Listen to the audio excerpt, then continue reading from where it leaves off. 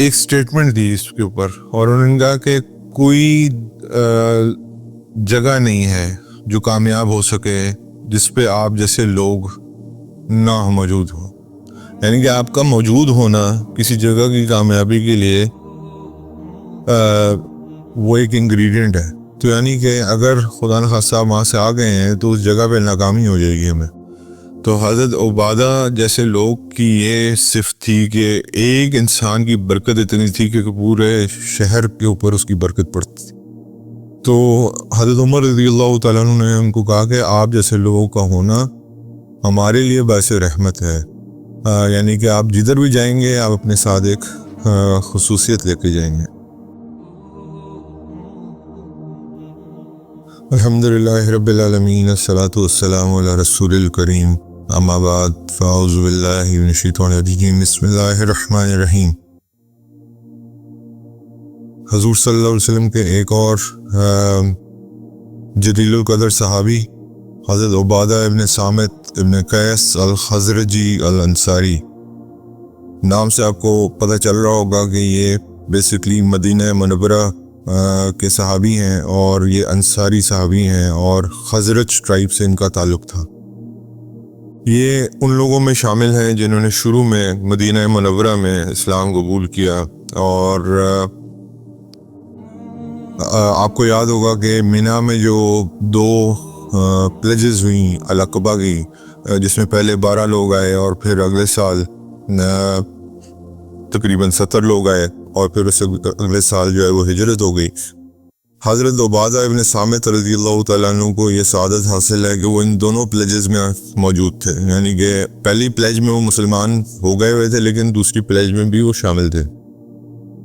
اور اس کے بعد اللہ تعالیٰ نے ان کو ایک اور توفیق یہ دی ہوئی تھی کہ ساری جنگیں جو حضور صلی اللہ علیہ وسلم کے ساتھ انہوں نے لڑی ہیں. اور دوسری پلیج میں وہ کیوں آئے تھے؟ وہ اس لیے آئے تھے کہ وہ حضور صلی اللہ علیہ وسلم کو انویٹیشن دینے آئے تھے مدینہ کی طرف کے لوگوں کی طرف سے کہ اب آپ تشریف لے آئیے، مدینہ منورہ میں لوگ آپ کا بہت بے صبری سے انتظار کر رہے ہیں. اس کے بعد جی یہ خصوصی ان کے پاس وصف ہے، یعنی کہ خصوصی ایک اللہ تعالیٰ نے ان کو توفیق دی ہوئی ہے کہ یہ دونوں پلیجز میں بھی شامل رہے.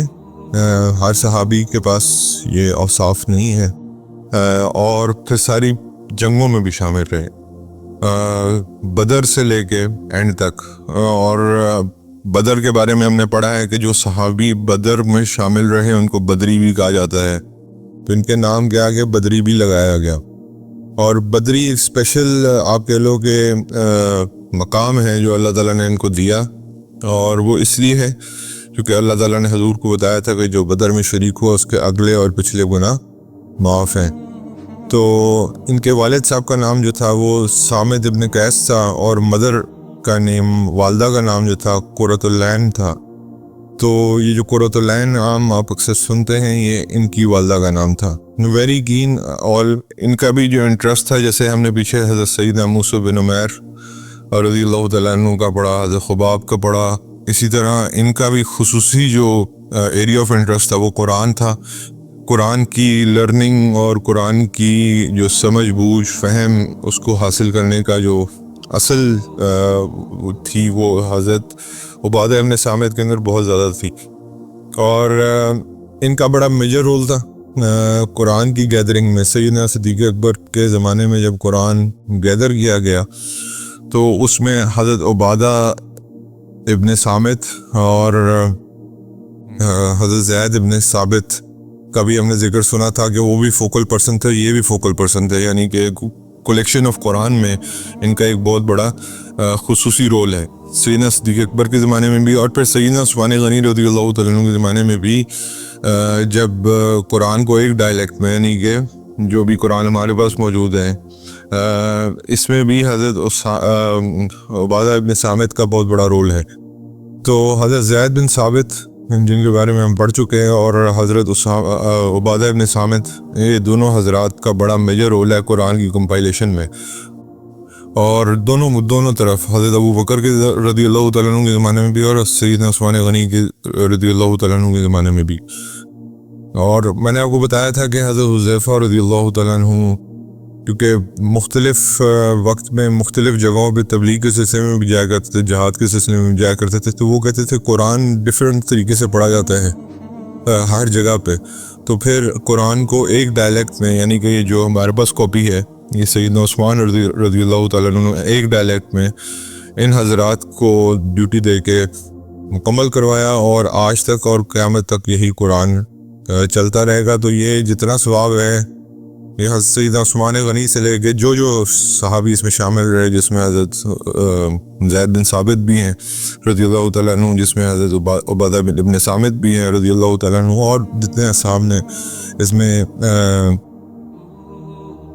پورا حصہ ڈالا, یہ ان کے لیے صدقہ جاریہ ہے. قرآن جو بھی پڑھتا رہے گا اینڈ تک, قیامت کے روز تک, جب تک کہ کیا قرآن کے حروف مٹ نہیں جائیں گے, جب اللہ تعالیٰ قرآن کا علم اٹھا نہیں لے گا, اس وقت تک یہ صدقہ جاریہ ہے ان حضرات کے لیے. اور آپ دیکھو کہ 1400 سال تو ان کو گزر گئے ہیں دنیا سے گئے ہوئے, تو 1400 سال جتنے لوگوں نے قرآن پڑھا سیکھا سب ان کے اعمال ناموں میں لکھا جا رہا ہے. اس کے بعد جی حضور صلی اللہ علیہ وسلم کی ایک سٹیٹمنٹ انہوں نے اپنے سنی, اور اس کو پھر انہوں نے اپنی زندگی کا عمل بنا لیا. ایک دفعہ نبی کریم صلی اللہ علیہ وسلم فرما رہے تھے کہ اگر تمہیں زمین پہ چانس ملے گورنرشپ کا, تو اگر آپ اس کے ساتھ پوری رسپانسبلٹی کے ساتھ کام نہیں کرتے تو پھر اللہ تعالیٰ جو ہے وہ آپ کو اس کا شدید پنشمنٹ دے گا. یہ الفاظ جب حضرت عبادہ ابن صامت نے سنے رضی اللہ تعالیٰ عنہ, تو انہوں نے کہا کہ اس کے بعد میں توبہ کرتا ہوں کہ میں کبھی گورنرشپ جو ہے نا کبھی نہیں لوں گا, مطلب کہ پہلے بھی نہیں تھی, اور بس اس کے بعد انہوں نے یہ فیصلہ کر لیا کہ میں گورنرشپ لوں گا ہی نہیں. اور اس کے بعد اور یہ عام اعلان بھی کر دیا کہ میں I will never be a governor because I have heard from Prophet صلی اللہ علیہ وسلم کہ if you don't fulfill your responsibilities as a governor then you will be punished by Allah. تو یعنی کہ آپ کو سزا ملے گی اس چیز کی. یعنی کہ اگین وہی والی بات ہے یار, یہ ایک رسپانسبلٹی ہے, اٹس ناٹ این آنر. ہمارے ہاں اس کو ایز این آنر لیا جاتا ہے, رسپانسبلٹی نہیں لیا جاتا حکمرانی کو. سیدنا عمر رضی اللہ تعالیٰ عنہ کے دور میں حضرت عمر رضی اللہ تعالیٰ عنہ نے بہت کنونس کیا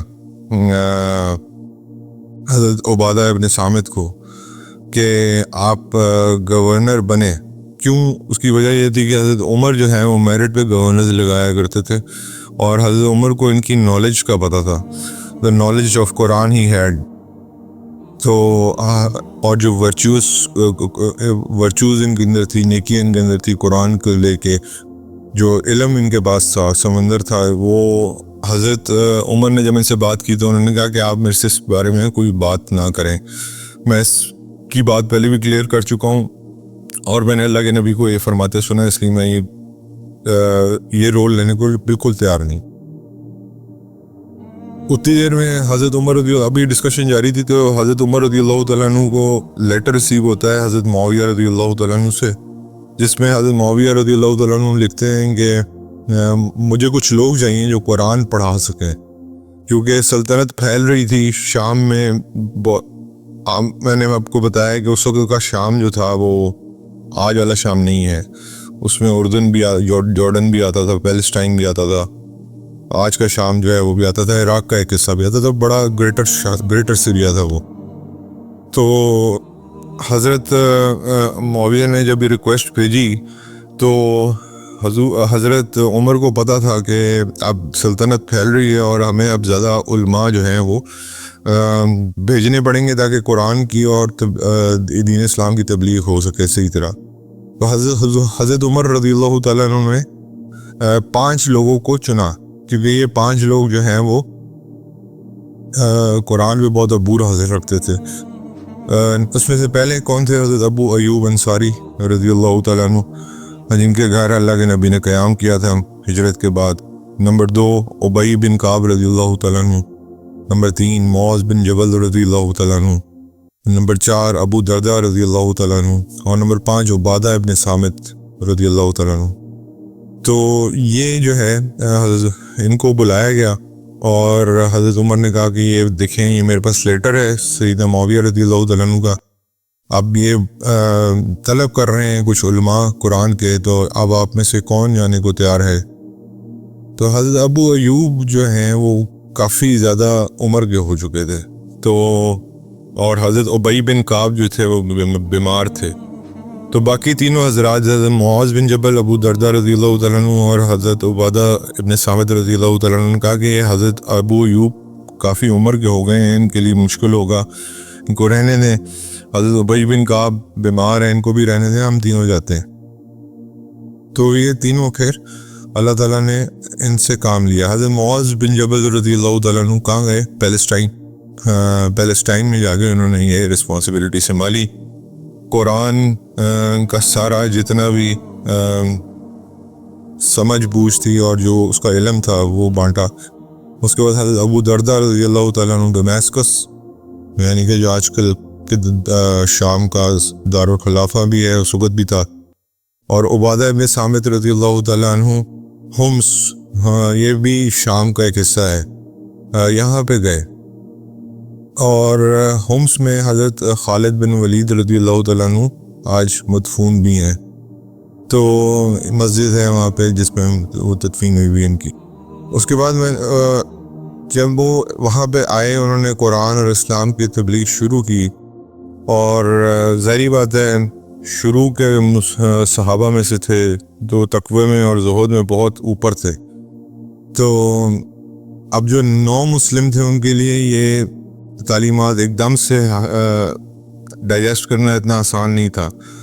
تو سیدنا معاویہ رضی اللہ تعالیٰ عنہ کے ساتھ انہوں نے کہا کہ آپ تھوڑا سا ذرا آسانی کریں، کیونکہ لوگ اس چیز کو ڈائجسٹ شاید نہیں کر پائیں گے، آپ کا تو زہد اور تقوی بہت بڑا ہے، آپ بہت بڑے صحابی ہیں اللہ کے۔ تو حضرت عبادہ ابن صامت نے کہا کہ دیکھیں جو مجھے حق اور سچ بتایا گیا ہے میں اس سے تو نہیں ہٹوں گا، میں وہی بات کروں گا جو مجھے اللہ کے نبی سے ملی ہے۔ تو تھوڑا سا ڈفرینس آف اوپینین یا ڈس ایگریمنٹ ہوا، تو پھر انہوں نے جگہ چھوڑی اور مدینہ منورہ واپس چلے گئے حضرت عبادہ ابن صامت نے، اور حضرت عمر رضی اللہ تعالیٰ عنہ نے بلایا ان کو، ان کا واپس کیوں آئے؟ ان کا میری گورنر حضرت معاویہ رضی اللہ تعالیٰ عنہ کے ساتھ تھوڑی سی ڈس ایگریمنٹ ہے۔ تو ان کا کیا ڈس ایگریمنٹ ہے؟ انہوں نے کہا کہ دیکھیں واللہ حضرت معاویہ رضی اللہ تعالیٰ عنہ دونوں پلیجز میں بھی موجود نہیں تھے جو ہم نے کی، جو شروع کی جنگیں تھے ان میں موجود نہیں تھے، تو میں نے جو اللہ کے نبی سے سنا ہے اور جو سیکھا ہے وہ میں نے پلیج کی تھی اللہ کے نبی کے ہاتھ پہ، کبھی حق کو نہیں چھپاؤں گا، ہمیشہ سامنے رکھوں گا، اور چاہے وہ جتنا ہی مشکل ہی کیوں نہ لگے، تو میں اس پلیج کو نہیں توڑ سکتا۔ تو حضرت معاویہ رضی اللہ تعالیٰ عنہ جو ہیں وہ مجھے کہہ رہے تھے کہ آپ تھوڑا سا حکمت سے بات کریں، لیکن حضرت عبادہ ابن صامت اس چیز پہ راضی نہیں تھے۔ وہ کہتے تھے کہ جو میں نے حضور کے ہاتھ پہ حق کی پلیج کی ہے میں اسی طرح حق کو عیاں کروں گا۔ اس کا ہرگز مطلب یہ نہیں ہے کہ حضرت معاویہ رضی اللہ تعالیٰ عنہ یہ کہہ رہے تھے کہ آپ ٹیچنگز کو لائٹ کر دیں، اس طرح نہیں تھا۔ وہ یہ چاہ رہے تھے کہ بیسکلی آہستہ آہستہ چیزوں کو بڑھائیں، کیونکہ لوگ جو ہیں وہ یہاں پہ اس طرح ٹرینڈ نہیں ہے جس طرح آپ لوگ ماشاءاللہ حضور کی اس میں رہ کے ٹرینڈ تھے۔ تو حضرت عمر رضی اللہ تعالیٰ عنہ نے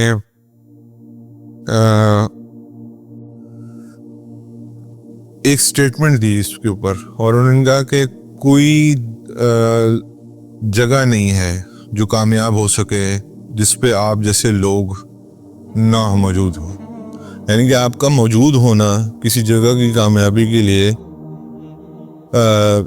وہ ایک انگریڈینٹ ہے۔ تو یعنی کہ اگر خدا نخواستہ وہاں سے آ گئے ہیں تو اس جگہ پہ ناکامی ہو جائے گی ہمیں۔ تو حضرت عبادہ جیسے لوگ کی یہ صفت تھی کہ ایک انسان کی برکت اتنی تھی کہ پورے شہر کے اوپر اس کی برکت پڑتی تھی۔ تو حضرت عمر رضی اللہ تعالیٰ عنہ نے ان کو کہا کہ آپ جیسے لوگوں کا ہونا ہمارے لیے باعث رحمت ہے، یعنی کہ آپ جدھر بھی جائیں گے آپ اپنے ساتھ ایک خصوصیت لے کے جائیں گے۔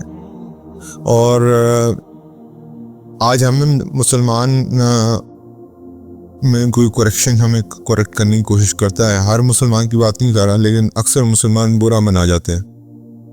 تو بیسکلی عبادہ ابن صامت رضی اللہ تعالیٰ عنہ جب کریکشن کرتے تھے لوگ کی تو لوگ برا منا جاتے تھے، کیونکہ نو مسلم تھے، ابھی شاید اس طرح تک اور وہ نہیں ہوا تھا. تو یہ آج ہمارے بھی حالات ہیں، ہمیں کوئی تھوڑی سی دلیل دے دے یا کوئی بات کر دے تو ہمیں بھی برا لگتا ہے. تو سیدنا عمر رضی اللہ تعالیٰ عنہ نے کہا کہ آپ واپس جائیے، اس جگہ کو آپ کی ضرورت ہے اور اس جگہ کی سکسیس آپ کے ساتھ جڑی ہوئی ہے. یعنی کہ آپ یہ دیکھیں کہ اس سے ایک سبق مجھے اور آپ کو یہ ملتا ہے کہ جو انسان نیک ہو اور تقوی میں بہت آگے ہو، اس کی وجہ سے اس جگہ پہ برکت پڑتی، اس کے قدم وہاں جانے سے اس جگہ میں برکت پڑتی ہے. تو اس حضرت عبادہ ابن صامت جو ہیں وہ ان میں سے ان لوگوں میں سے تھے. تو حضور کے سارے صحابی جو تھے وہ ایسے ہی تھے، جہاں جاتے تھے وہاں برکتوں کے پہاڑ لے کے جاتے تھے اپنے ساتھ. اس کے بعد جی ایک لیٹر حضرت عمر رضی اللہ تعالیٰ عنہ نے ان کو دیا اور کہا یہ لے جائیے اور سیدنا معاویہ رضی اللہ تعالیٰ عنہ کو یہ دے دیجیے. سیدنا معاویہ رضی اللہ تعالیٰ عنہ کو جب وہ لیٹر دیا گیا تو انہوں نے کہا کہ آپ گورنر ہیں شام کے، اور لیکن آپ سب کے اوپر گورن کریں گے سوائے عبادہ ابن صامت رضی اللہ تعالیٰ عنہ. ہی ول گورن ہمسیلف، یعنی کہ وہ اپنی چیزوں کو خود ان کے معاملات میں آپ انٹرفیئر نہیں کریں گے. تو حضرت سیدنا معاویہ رضی اللہ تعالیٰ عنہ نے پھر اس کے بعد حضرت عبادہ ابن صامت کے ساتھ جو ہے وہ جو بھی وہ بات کرتے تھے اس کے معاملے میں وہ پھر امیر المومنین سیدنا عمر فاروق رضی اللہ تعالیٰ عنہ کی بات کو فلفل کرتے تھے اور اس کے بعد ان کے معاملات میں انٹرفیئرنس نہیں کرتے تھے. ایک مسئلہ یہاں چھوٹا سا یہ بھی پتہ ہونا چاہیے آپ کو کہ سیدنا معاویہ رضی اللہ تعالیٰ عنہ نے اس کو کھلے دل سے ایکسیپٹ کیا، اس لیٹر کو. یہ نہیں کہ اس پہ آگے ریزسٹنس دکھائی جیسے لوگ اکثر یہ شو کرتے ہیں. اور ایک چیز اور آپ کو بتانی چاہیے کہ سیدنا معاویہ رضی اللہ تعالیٰ عنہ حضرت عمر کے اپوائنٹڈ گورنر تھے. لوگ معاذ اللہ بہتان لگاتے ہیں کہ یہ سیدنا عثمان رضی اللہ تعالیٰ عنہ نے اپنے رشتہ داروں کو، چونکہ ایک ہی قبیلہ تھا حضرت عثمان کا اور حضرت معاویہ کا، انہوں نے گورنر بنایا تھا. یہ بات یاد رکھیے گا کہ گورنر حضرت معاویہ رضی اللہ تعالیٰ عنہ کو شام کا کس نے بنایا تھا؟ عمر فاروق نے بنایا تھا، عثمان غنی نے نہیں بنایا تھا. تو حضرت یہ دس اپوائنٹمنٹ واز ڈن بائی عمر فاروق رضی اللہ تعالیٰ عنہ. اس کے بعد یہ کانکویسٹ آف ایجپٹ کی باری آتی ہے تو عمر بن عاص رضی اللہ تعالیٰ عنہ حضرت عمر رضی اللہ تعالیٰ عنہ کو لکھتے ہیں کہ ہمیں ری انفورسمنٹس کی ضرورت ہے. سیدنا عمر رضی اللہ تعالیٰ عنہ 4000 لوگوں کو بھیجتے ہیں. یہ ہم نے سیرت نبوی میں بھی پڑھا تھا. اور ہر 1000 کے اوپر ایک امیر مقرر کرتے ہیں، اور اس میں سے سب سے پہلے حضرت عبادہ ابن صامت کو 1000 کا امیر مقرر کرتے ہیں. پھر زبیر ابن العوام رضی اللہ تعالیٰ عنہ کو دوسرے 1000 کا امیر مقرر کرتے ہیں. تیسرے 1000 کا امیر جو ہے وہ المقداد ابن عمر رضی اللہ تعالیٰ عنہ کو مقرر کرتے ہیں. اور چوتھے 1000 کا جو امیر ہے وہ مسلمہ ابن مخلد رضی اللہ تعالیٰ عنہ کو وہ امیر مقرر کرتے ہیں. یعنی کہ 4000 لوگ ہیں اور 4 امیر ہیں. حضرت عمر رضی اللہ تعالیٰ عنہ کہتے ہیں ایک امیر جو ہے یہ 1000 کے برابر ہے. یعنی کہ یہ اتنے اسٹرینتھ والے لوگ تھے اور اتنے بہادر لوگ تھے اور اتنے موت سے نہ ڈر اور اتنے اللہ کے آگے سرنگو ہونے والے لوگ تھے کہ ان کی اسٹرینتھ 1000 آدمی کے برابر تھی. تو حضرت عمر نے حضرت عمر بن عاص کو لکھا کہ 4000 تو میں بھیج رہا ہوں، لیکن کہ چاروں کے ہر 1000 کے اوپر ایک امیر جو ہے وہ ہر 1000 کے برابر ہے. یعنی کہ آپ کے پاس 8000 کی فوج آ رہی ہے. یعنی کہ these 4 people were equal to 4000. Every one person was equal to 1000 people. تو اس کے بعد جب یہ پہنچے ہیں ایجپٹ تو حضرت عمر بن عاص رضی اللہ تعالیٰ عنہ کو دیکھا انہوں نے ایک ایریا کو سراؤنڈ کیا ہوا ہے، اور وہ جو کیسل تھا یا جو بھی وہ بنایا ہوا تھا وہ اس سے باہر آنے کو تیار نہیں تھے. دشمن کو ریلائز ہو گیا ایسا یہ ایجپٹ بھی جو ہے وہ رومن امپائر کے نیچے آتا تھا. یہ بھی کالونی تھی بیسیکلی رومن امپائر کی. ان کو ریئلائز ہوا کہ یہ تو ان کی نمبرز بہت بڑے ہیں مسلمانوں کے, ہمیں کچھ نہ کچھ کرنا پڑے گا. تو انہوں نے کیا کیا کہ اپنے 3 میسنجرز جو ہیں وہ کیسل سے باہر بھیجے, اور 3 دن وہ مسلمانوں کے ساتھ رہے. ڈسکشن ہوئی جیسے ہوتی ہے, ٹاکس ہوئے, اور جب وہ واپس گئے, ان کا لیڈر تھا مقوقس, جو ایجپٹ کا اس وقت حکمران تھا. تو مقوقس نے پوچھا کہ کیا دیکھ کے آئے ہو؟ تو انہوں نے, یہ جو 3 لوگ آئے تھے, انہوں نے کہا کہ ہم جو دیکھ کے آئے ہیں وہ بڑا سرپرائزنگ ہے. ہم نے ایسے لوگ دیکھے ہیں جو بہت عاجز ہیں اور زمین پہ بیٹھنا پسند کرتے ہیں. ہم نے ایسے لوگ دیکھے ہیں جو زمین پہ بیٹھ کے کھانا پسند کرتے ہیں. ہم نے ایسے لوگ دیکھے ہیں کہ اس میں سے ہم یہ نہیں دیکھ سکتے تھے کہ ان کا لیڈر کون ہے, یعنی کہ اتنے سادگی پسند تھے. اس کے بعد ہم نے ایسے لوگ دیکھے ہیں کہ جب نماز کا ٹائم ہو جاتا تھا تو کوئی ایک بندہ بھی پیچھے نہیں بچتا تھا, سارے نماز میں کھڑے ہوتے تھے. اس کے بعد ہم نے ایسے لوگ بھی دیکھے ہیں جو دن میں ملٹیپل ٹائمز اپنا چہروں کو, اپنے ہاتھوں کو, اپنے پاؤں کو, اپنے بازوؤں کو دھوتے ہیں. تو یہ بیسکلی وضو کی مثال ہے, آپ کو پتہ ہی ہے, 5 وقت دن میں. تو جب ان کے لیڈر نے یہ بات سنی مقوقس نے, تو اس نے کہا واللہ اگر یہی کنڈیشن ہے تو, اور وہ موت کو اتنا ہی پیارا رکھتے ہیں جتنا ہم زندگی کو پیارا رکھتے ہیں, تو تم ان کے درمیان میں, ہمارے درمیان میں, ان کے درمیان میں ایک پہاڑ کو بھی لا کے کھڑا کر دو گے نا, تو اس پہاڑ کو بھی ڈیفیٹ کر دیں گے. خیر مقوقس نے پھر یہ ڈیسائیڈ کیا کہ اب ہم نے تو اپنے بندے بھیج دیے, اب ان کے کچھ بندے ہم بلاتے ہیں تاکہ ڈائلاگ کو جاری رکھا جا سکے. تو حضرت عمر بن عاص رضی اللہ تعالیٰ نے 10 لوگوں کو نامزد کیا, اور امیر کس کو بنایا؟ عبادہ ابن صامت رضی اللہ تعالیٰ عنہ. عبادہ ابن صامت رضی اللہ تعالیٰ عنہ جب مقوقس کے سامنے آئے, اور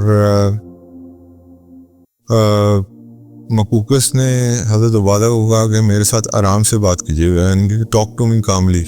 تو حضرت عبادہ ابن صامت رضی اللہ تعالیٰ عنہ کہتے ہیں کہ تم میری بات کرنے سے پہلے ہی ڈر گئے ہو. یعنی کہ مسلمانوں کا یہ روب ہوتا تھا کہ جب زبان نہیں بھی کھول دیتے نا تو اگلے پر ڈر ویسے ہی خوف بیٹھ جاتا تھا.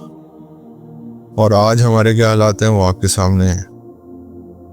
اس کے بعد حضرت عبادہ ابن صامت نے ہنس کے یہ فرمایا کہ I see you fearing me, یعنی کہ میں دیکھ رہا ہوں کہ تم مجھ سے ڈر رہے ہو, صرف مجھے دیکھتے ہوئے. ابھی میں نے کوئی بات نہیں کی, باہر ہزاروں اس طرح کے لوگ کھڑے ہیں, میں تو ایک ہوں, اس طرح کے باہر ہزاروں کھڑے ہیں.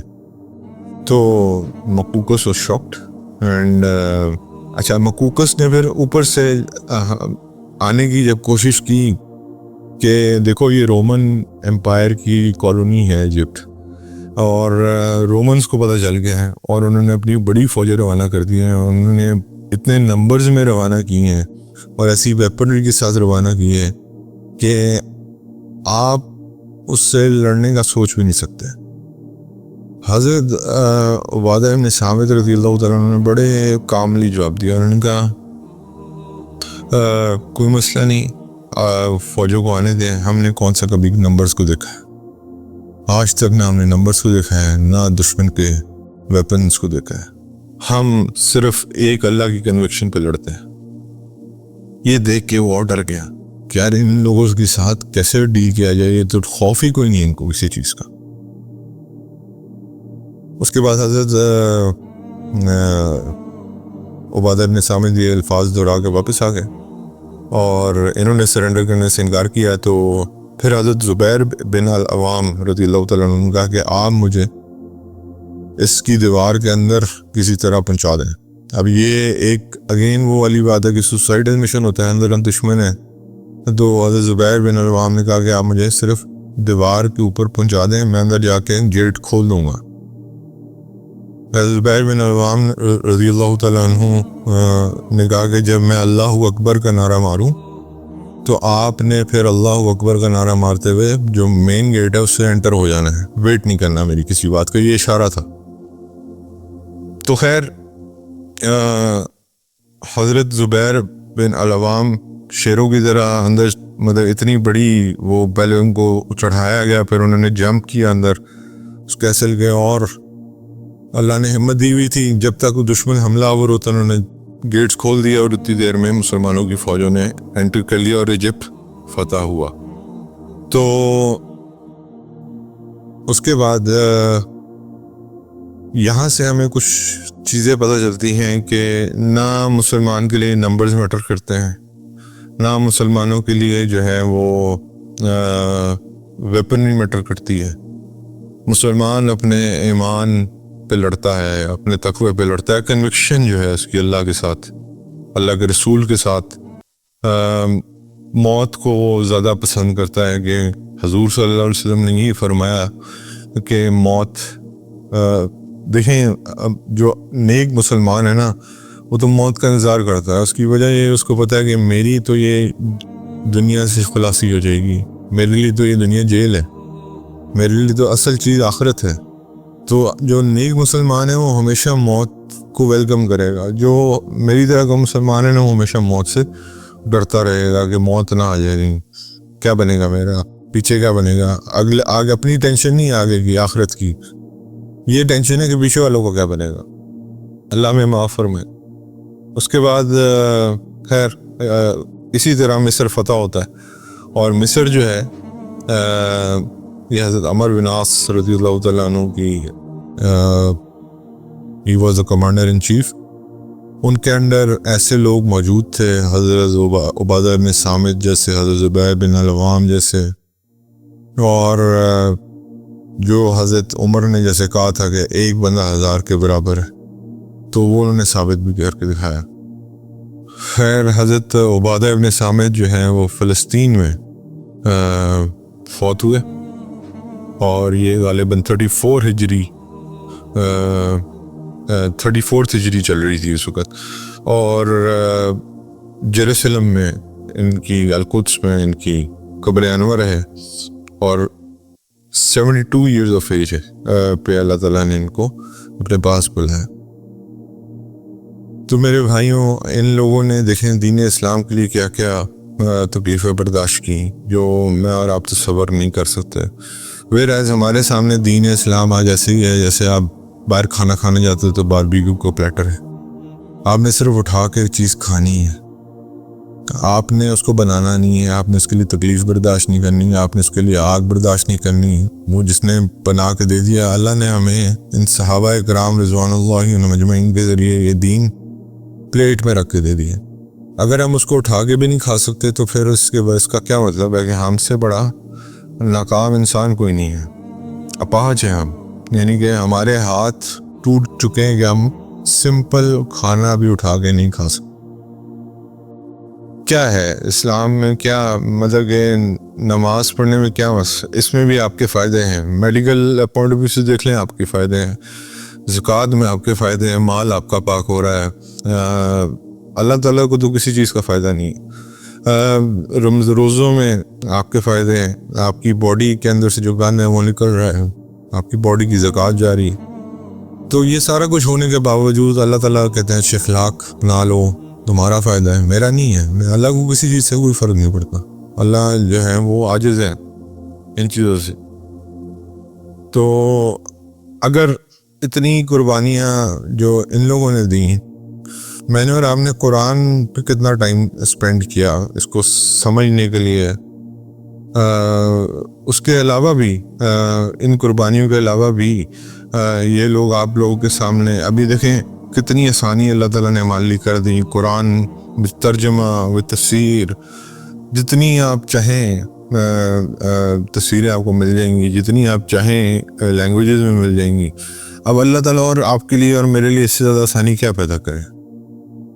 تو اب اس سے زیادہ اگر ہم اپنے لیے آسانی پیدا نہیں کر سکتے، پھر ہم اپنے لیے خود ہی معاذ اللہ ایک گڑھا کھود رہے ہیں جس میں خدا نخواستہ اگر ہم گر گئے تو پھر ہم نکل نہیں سکیں گے۔ اللہ تعالیٰ ہمیں اس سے محفوظ فرمائے۔ جزاکم اللہ خیر۔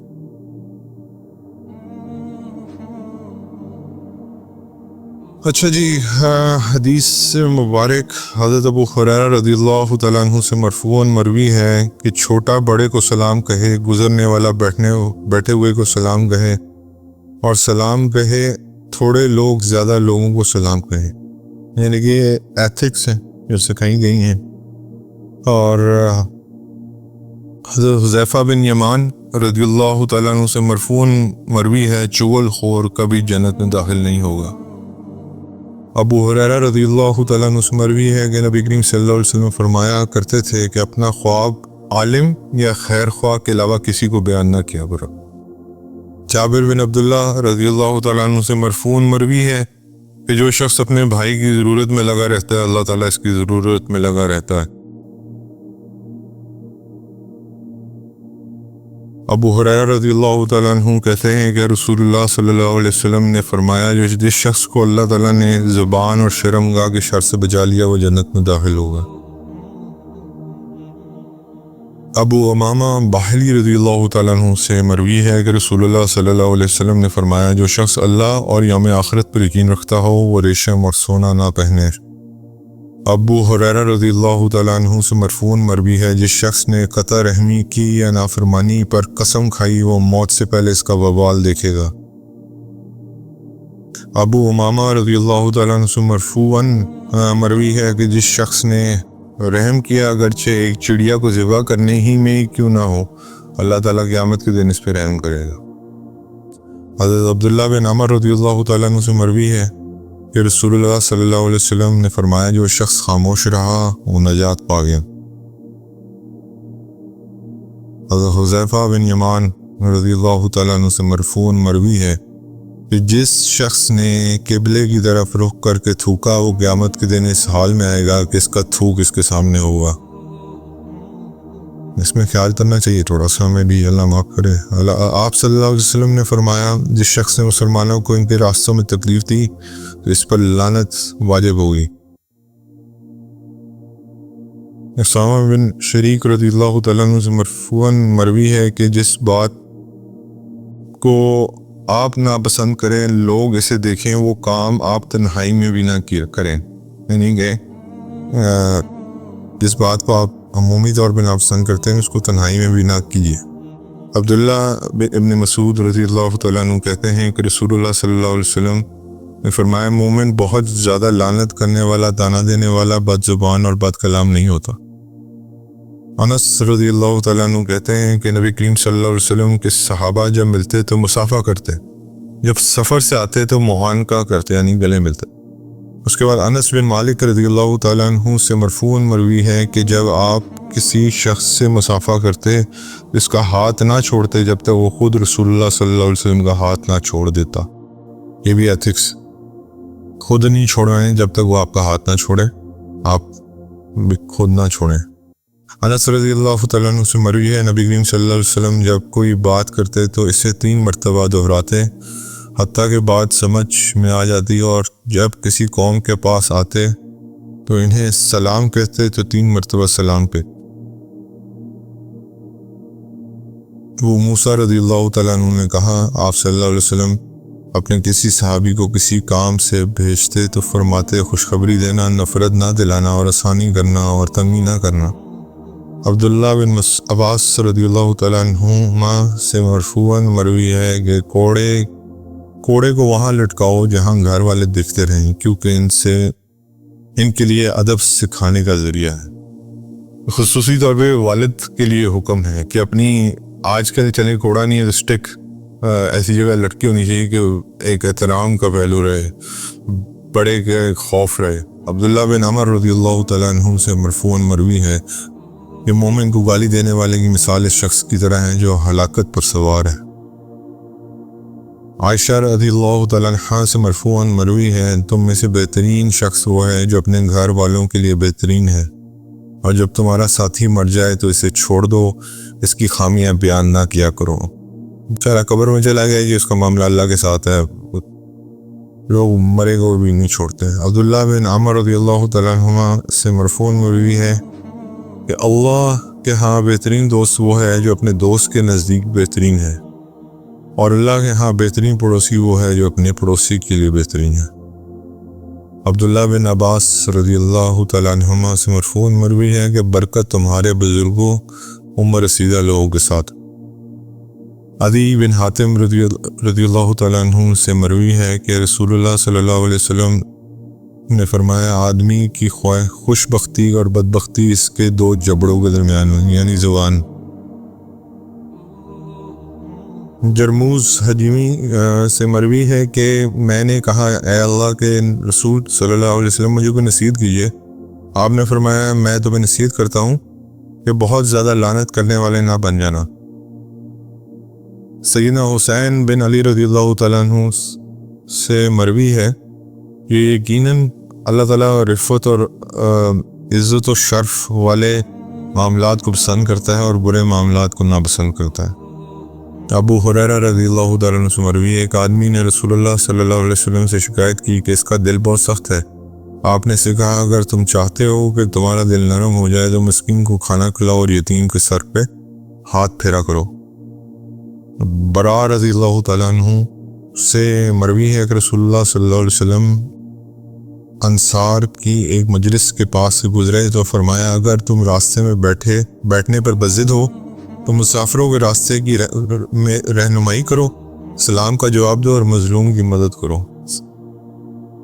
آپ صلی اللہ علیہ وسلم نے فرمایا اپنی ضروریات کو پورا کرنے کے لیے رازداری کے ساتھ کام لیا کرو کیونکہ ہر نعمت والے سے حسد کیا جاتا ہے۔ یہ جو آج کل آپ دیکھتے ہیں۔ اس کے بعد ابو ہریرہ رضی اللہ تعالیٰ عنہ سے مروی ہے کہ رسول اللہ صلی اللہ علیہ وسلم نے فرمایا جب 3 شخص اکٹھے ہوں تو 2 آدمی تیسرے کو چھوڑ کر سرگوشی نہ کریں۔ اگین ایتھکس مجلس کے آپ صلی اللہ علیہ وسلم نے فرمایا جب تم خوشامد کرنے والوں کو دیکھو تو ان کے چہروں پر مٹی پھینکو۔ جابر رضی اللہ تعالیٰ عنہ سے مروی ہے انہوں نے کہا رسول اللہ صلی اللہ علیہ وسلم نے فرمایا جب تم میں سے کوئی شخص کمر کے بل چت لیٹے تو اپنی ایک ٹانگ دوسری ٹانگ پہ نہ رکھے۔ یہ ہمارا بڑا عموماً پوسچر ہے، جب ہم کمر کے بل لیٹے ہوتے ہیں تو ایک ٹانگ دوسری ٹانگ پہ رکھی ہوتی ہے ہم نے۔ یہ اللہ کے نبی نے منع فرمایا ہے، اس کا کوئی ریزن ہوگا ڈیفینیٹلی۔ اللہ کے نبی کی ہر بات میں حکمت ہے۔ جابر رضی اللہ تعالیٰ عنہ مرفوعاً مروی ہے کہ اللہ تعالیٰ کو سب سے پیارا کھانا وہ لگتا ہے جس میں کھانے والے ہاتھ زیادہ ہوں۔ اللہ جی ہمیں ان باتوں پہ عمل کی توفیق عطا فرمائے۔ اصل میں جزاکم اللہ خیر۔